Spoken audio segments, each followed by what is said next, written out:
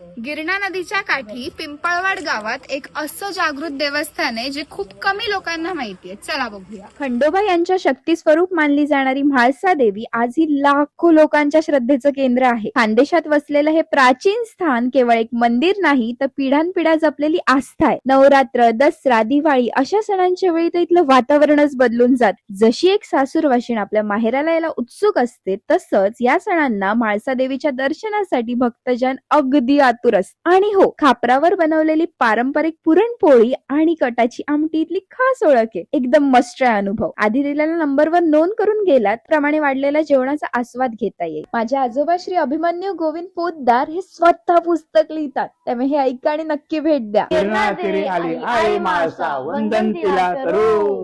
श्री म्हाळसा देवीचं महात्म्य सांगणारे श्री म्हाळसा देवी कथामृत हे पुस्तक आपल्यासाठी आहे.